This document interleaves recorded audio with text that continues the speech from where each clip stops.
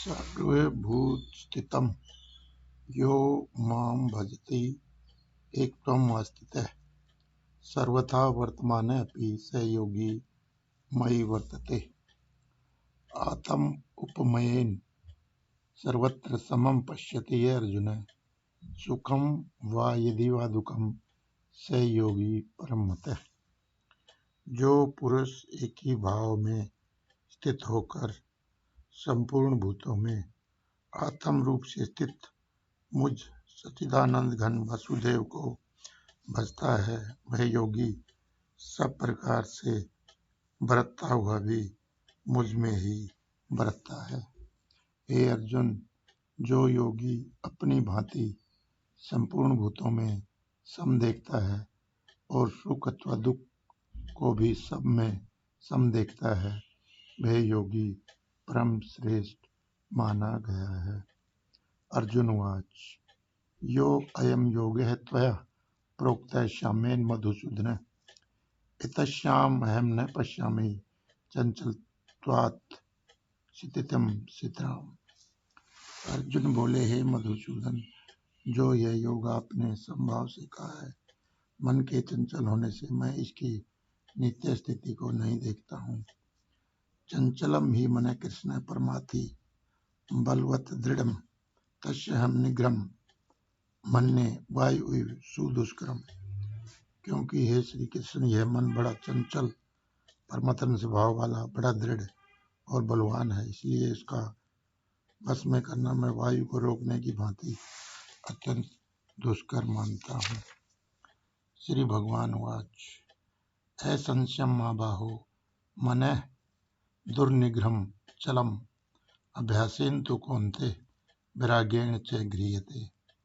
श्री भगवान बोले, हे महाबाहो, निसंदेह मन चंचल और कठिनता से वश में होने वाला है, परंतु हे कुंती पुत्र अर्जुन, यह अभ्यास और वैराग्य से वश में होता है। असंयतात्मनः योगः दुष्प्राप इति मे मति, वश्य आत्मना तु यतता शक्य अवाप्तुम उपायतः।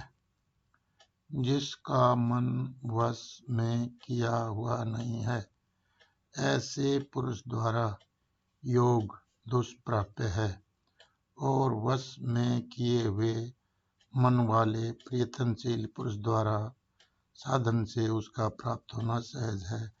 यह मेरा मत है। अर्जुन वाच, अयति श्रद्धाउपेतः योगात् चलित मानसः अप्राप्य योग संसिद्धिं काम गति कृष्ण गच्छति। अर्जुन बोले, हे कृष्ण, जो योग में श्रद्धा रखने वाला है किंतु संयमी नहीं है, इस कारण जिसका मन अंतकाल में योग से विचलित हो गया है, ऐसा साधक योग की सिद्धि को अर्थात भगवत साक्षात्कार को न प्राप्त होकर किस गति को प्राप्त होता है। कच्चित न उभय विभ्रष्ट छिन्न आभरमर इव नश्यति अप्रतिष्ठ महाबाहो विमूढ़ है ब्राह्मण पति।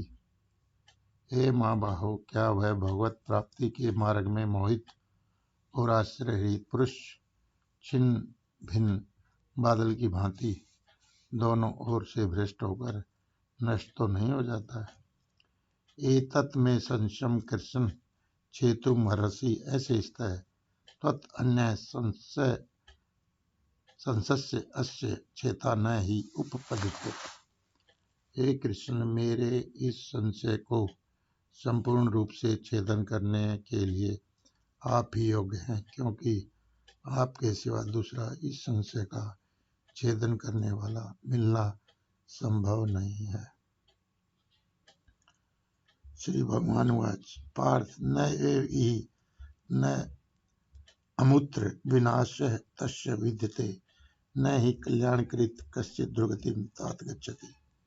श्री भगवान बोले, हे पार्थ, उस पुरुष का न तो इस लोक में नाश होता है न परलोक में ही, क्योंकि हे प्यारे, आत्मोद्धार के लिए अर्थात भगवत प्राप्ति के लिए कर्म करने वाला कोई भी मनुष्य दुर्गति को प्राप्त नहीं होता है।